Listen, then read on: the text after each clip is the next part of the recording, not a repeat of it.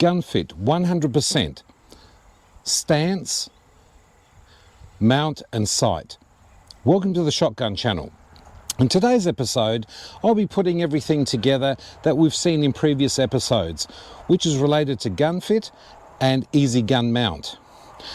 Now, if you haven't seen those episodes, do yourself a favor, go back, have a look at those episodes in full, just to get the bigger picture of what I'm trying to put across here. But in today's episode, I'll be using the straw and the 2 rubber bands, which have all got to do with your sight picture. But first up, let's have a look at the stance, because that's really important. Now, there's different ways that people will actually stand on the plate before they have their shot, and quite often it's what they're comfortable with. But is it really the right way? I mean, when you're shooting a shotgun, typically you've got your weight slightly forward, and there's a reason for that. So you can also take that impact from the recoil better as well. It gives you a better balance. If you're standing too far back on your heels and you pull the trigger, well, you're going to get muzzle flip because you're actually moving back from that recoil. So let's just have a look at your stance. So here I'm standing on my homemade plate. Now, I've already positioned my feet how I would actually be standing before I take my shot. So I'll move my left foot slightly around, so I'm more at 11 o'clock, and my right foot, which is at 2 o'clock. Now, I will shift my weight slightly forward, and that's just to take any of the recoil and also have a nice balance. Now, you can move your foot even further forward if you like, but, you know, that comes down to personal preference. So, you know, this is what I find tends to work for me. Now, I've seen other people standing at the plate like this. Now, and, you know, they shoot really well as well. But the thing is, though, you got windy conditions, everything, you can easily just roll back. See, I'm moving my heels, I'm rolling back on my heels. So it's easy to do, and losing your balance slightly. So it's not really ideal. So again, stance is important, and it depends on which particular station you're at, from 1 through to 5. You know, so you will alter your stance slightly as you move around. If you're on 3, you're facing the target, the trap house, straight on. So, you know, it doesn't mean that you necessarily also face it straight on.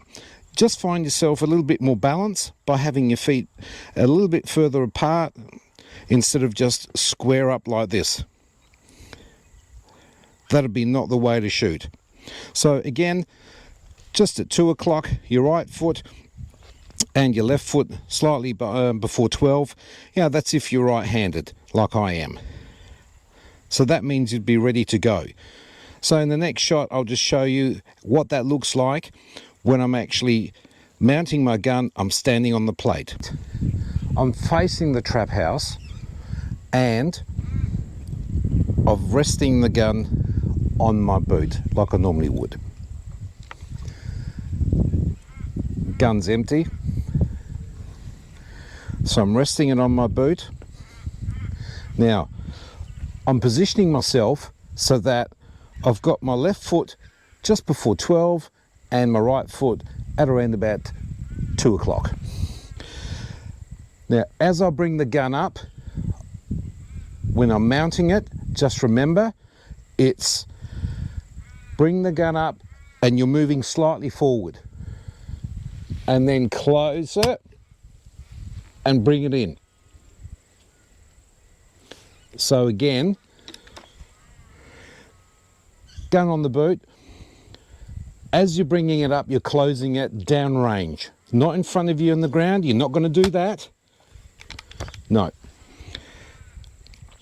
So you're standing ready to go. Bring it up, close it, and pull it back in to your shoulder. You've got your sight picture. Again, back, push, pull. Push, pull. Again, we'll do this. Push, pull. It lines up perfectly every time. Push, pull. That's how you're then ready to take your shot. Now, if you want to double check on your sight picture, just to make sure you've got it right, practicing at home is then with the straw and the 2 rubber bands. That's what you're looking at. So let's just take a look how that all fits together.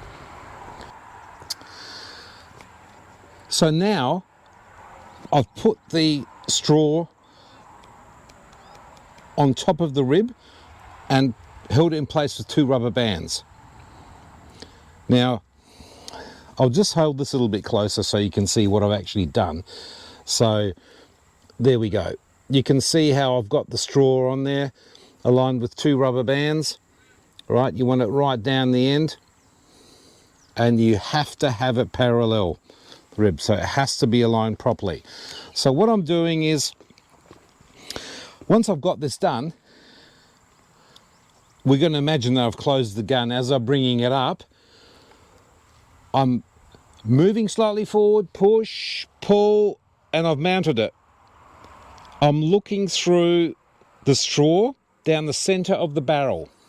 And what do I see? I see both the center and the end bead perfectly aligned in that figure 8 in the middle of the straw. That's what you want.